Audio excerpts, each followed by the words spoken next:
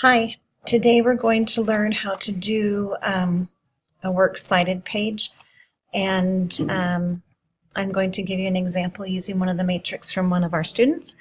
The first thing you'll want to do is set up a new document in your APS Google account. So one of the easiest things to do is use this template for MLA documents.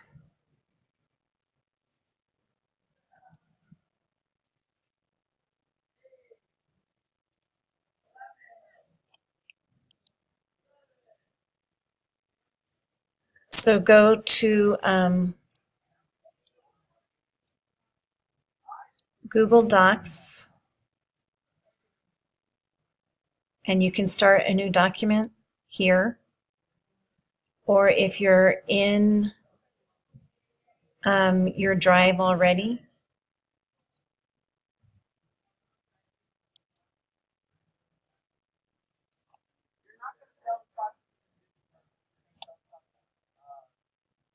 go to New up here,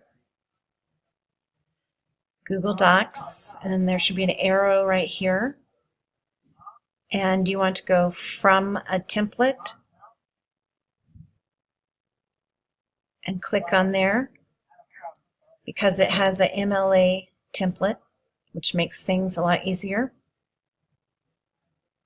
So you want to go to General, and MLA is over here where it says Report. So click on that.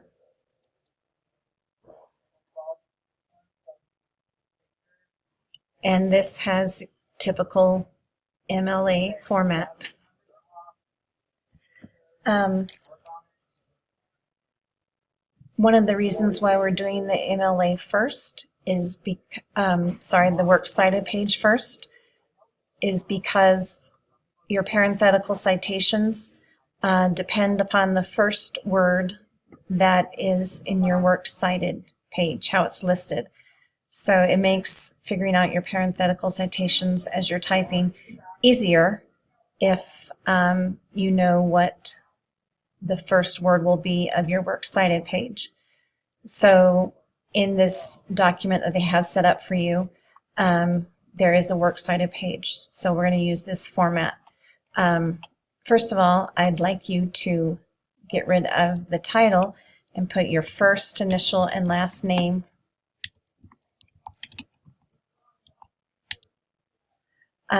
so that I know whose it is, and that is very helpful. All right, so the works cited page is here. If you could take a second and go up to the header and insert your last name there with a space, that makes it official MLA. So we have your last name, space. So once we have this document going, then you're going to go to your matrix, and I'm going to go to Amber Price's matrix because it was one of the better ones, and she made a PowerPoint for me, so I'm returning the favor by starting her matrix for her.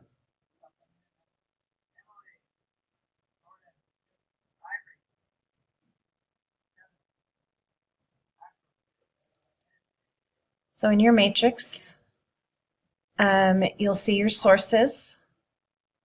So copy them, press Command C or Control C, and go to your report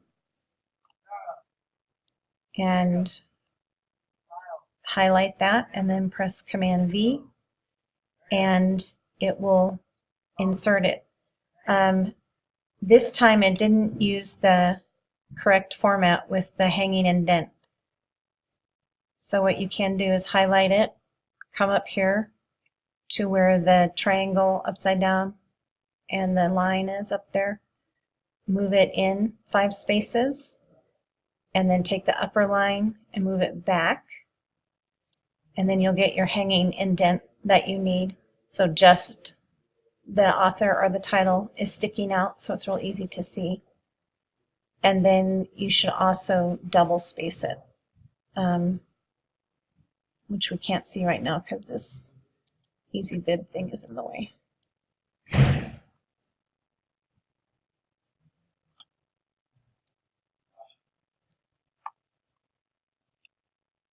And then you go back to your matrix, and her next source is Dunn, Peter Dunn.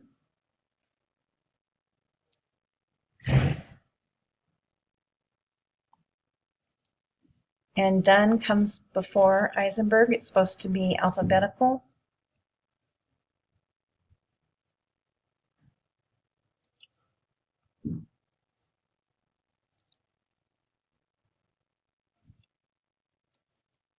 So again, you move the line over to 0.5 and then the top one back, and you get the hanging indent.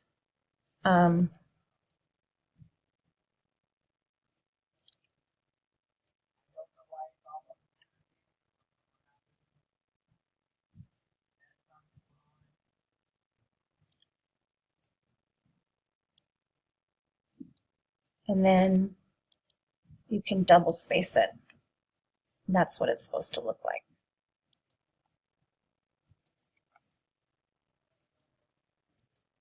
And that's how you do a works cited page.